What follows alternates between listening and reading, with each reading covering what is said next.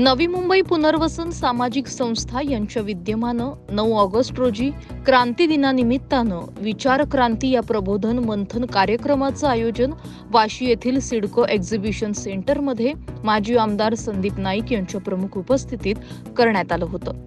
राज्यात दिबा पाटील महामंडळ स्थापन झालं पाहिजे या निशांत भगत यांनी केलेल्या मागणीचा शासन दरबारी पाठपुरावा करणार असल्याची ग्वाही माजी आमदार संदीप नाईक यांनी बोलताना प्रबोधन मंथन कार्यक्रमात दिली। स्वर्गीय दिबा पाटील साहेबांचं पूर्ण जीवन कालखंड, त्यांचं कॉलेजचं जीवन, त्यांचं सामाजिक जीवन, त्यांचं राजकीय जीवन आणि ह्या सर्व त्यांच्या जीवनातल्या कालखंडामध्ये त्यांनी अन्यायाविरुद्ध लढा निर्माण केला, चळवळी निर्माण केल्या।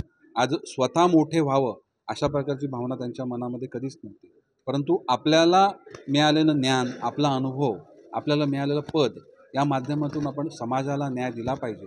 फक्त आगरी कोळी समाज प्रकल्पग्रस्त नाही, तर महाराष्ट्रामध्ये अनेक चळवळी, ज्या चळवळींमध्ये सर्वसामान्य घटकांना न्याय मिळवून देण्याची गरज होती, त्या चळवळींमध्ये अत्यंत योग्य भूमिका, कणखर भूमिका आणि अन्यायाला न्याय मिळवून देणारी भूमिका ही स्वर्गीय दिबा पाटलांनी नेहमीच मांडली। त्यामुळे अशा व्यक्तीच्या नावानं त्याचा विचार संपूर्ण या परिसरामध्ये मोठा होत असताना जर खऱ्या अर्थानं प्रकल्पग्रस्तांना, आगरी कोळी समाजातील घटकांना, तरुणांना, पुढच्या भविष्यातल्या पिढीला जर योग्य दिशेनं न्यायचं असेल, त्यांची आर्थिक स्थिती, त्यांचं प्रशिक्षण, त्यांना सर्व गोष्टींमध्ये समान संधी द्यायच्या असतील तर स्वर्गीय दिबा पाटील यांच्या नावानं महामंडळ निर्माण झालं पाहिजे।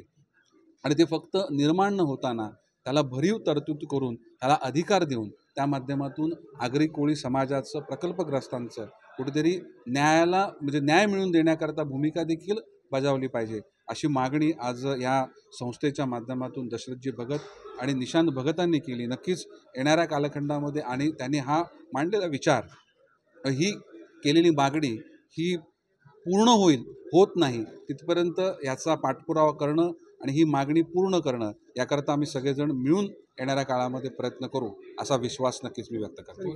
या ठिकाणी हा कार्यक्रमाच्या माध्यमातून इथला स्थानिक भूमिपुत्र असेल, इथला मूल जनजाती असेल, इथला शहरपुत्र असेल किंवा झोपडपट्टीतला तो कष्टकरी असेल, त्याला देखील ह्या कार्यक्रमातून नक्कीच लाभ मिळेल, प्रेरणा मिळेल, एक विचार मिळेल।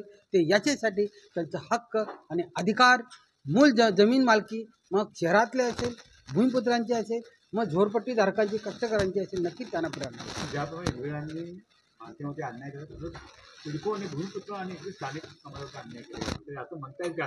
जसं इंग्रज चले जाव तसं सिडको चले जाव। हा जो नारा आज या ठिकाणी संदीप नाईक साहेब आले या ठिकाणी, खरंच आम्हाला त्याचा आनंद आणि समाधान आहे।